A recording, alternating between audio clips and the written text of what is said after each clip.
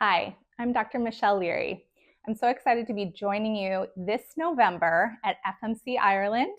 I'm going to be discussing and sharing with you about mitochondria, the influence on metabolism, ApoE4, hormones. We're going to be discussing menopause and the influences that those previous things I just mentioned have on the brain.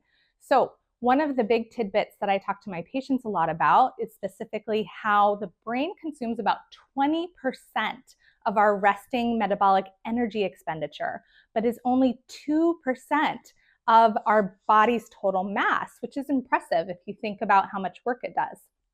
Gray matter in the brain, as opposed to white matter, contains about 50% more of mitochondrial density. Why is this important?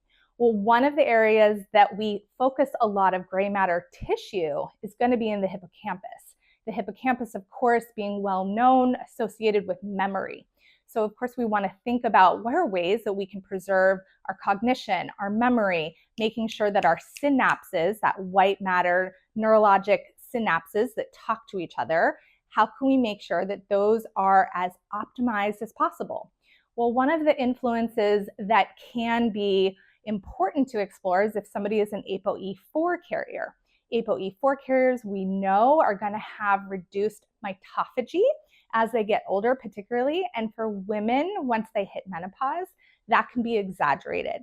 So things that we can influence, we know we can't change someone's genes, at least not at this time in technology, but we can influence their lifestyle and the way that genes are expressed. We certainly can do things that will change the way that ApoE4 influences the body. And another component is certainly metabolism. How do we want to live? How do we want our metabolism to influence the way that our mitochondria function? With all that being said, I hope to see you this November in Dublin. I'm going to be making the leap all the way over from Seattle, so I really hope you'll be there.